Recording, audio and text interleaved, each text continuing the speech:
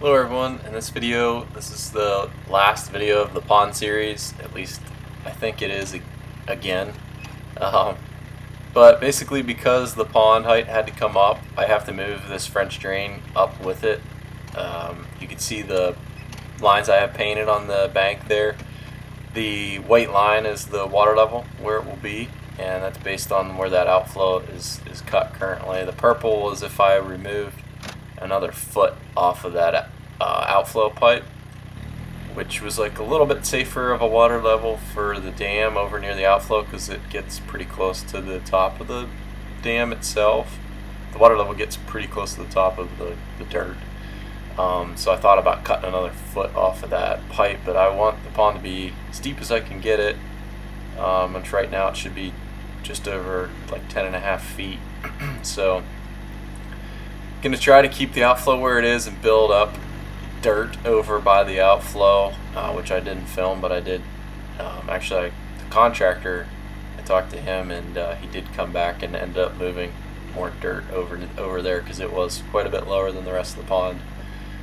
So he did come back and raise that up, but I didn't catch any of that on film. But right here, I'm basically just using the backhoe to dig out this French drain, and I'm gonna see if the drain or like the groundwater has enough pressure to pump it uphill, but I don't think it will. And by me making this video, I know the result of this, but I'll show you the result once I move this pipe.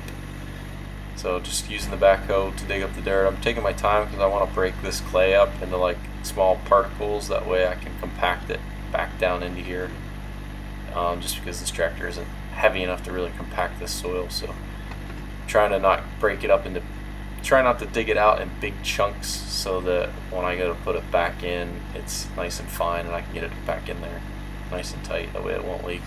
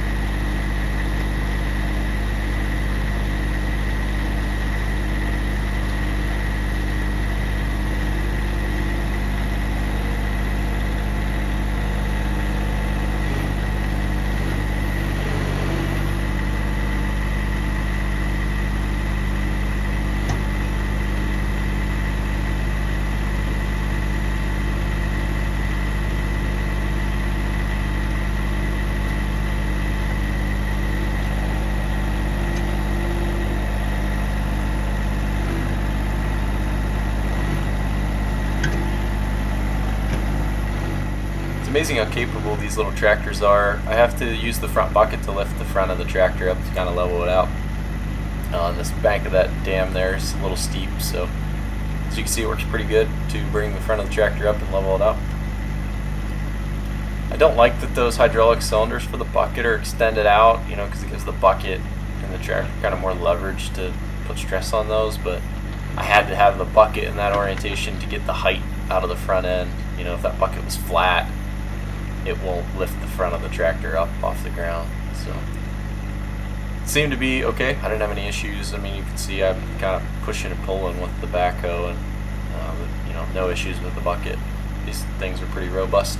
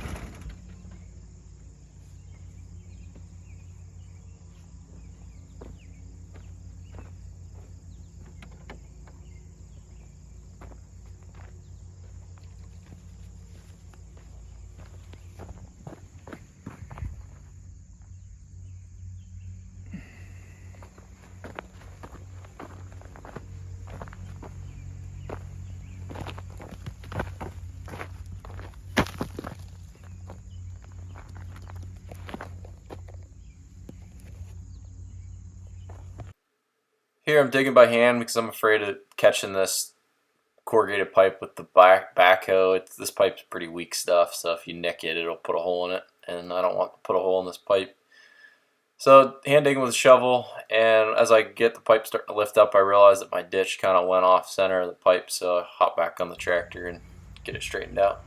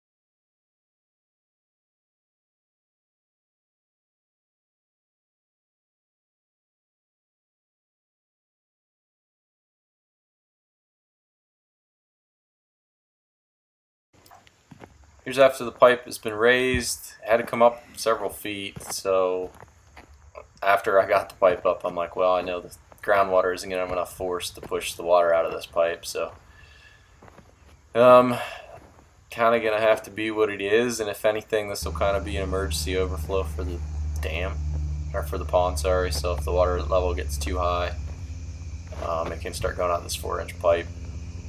Kind of can be like a secondary emergency overflow.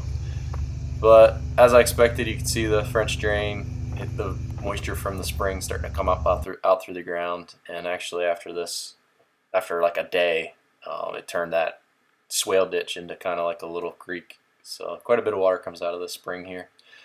I'd like to encompass this into the pond someday to keep that water flowing into the pond, but I don't know that I can now that the water level in the pond's higher than the ground is here, so I might have to take that spring up the hill further if I can chase that water, but that's a project for long term in the future. Two of my best friends came out and helped me spread seed and straw on the pond, and you can see in this video it's starting to grow and sprout a little bit, and I'm gonna call this done again, done round 2, we'll call it. for now anyway, and hopefully the pond fills up. But we got seed straw down. I spread some wood chips and any organic material that I could find. You can see it's coming up pretty nice. That's the wheat coming up first. It's just winter wheat. I want to get something established quickly, and I did put grass seed and clover in here too, white clover, to give the grass some nitrogen and the wheat some nitrogen.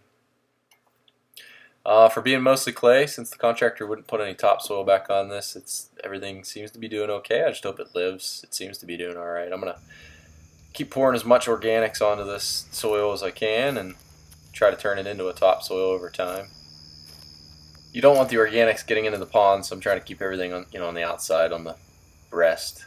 And here's the emergency overflow that I made. I took some geotextile material and a bunch of big fieldstone I had from an old foundation on the farm, and that's a little over 3 foot wide. Doesn't look like it, but it is.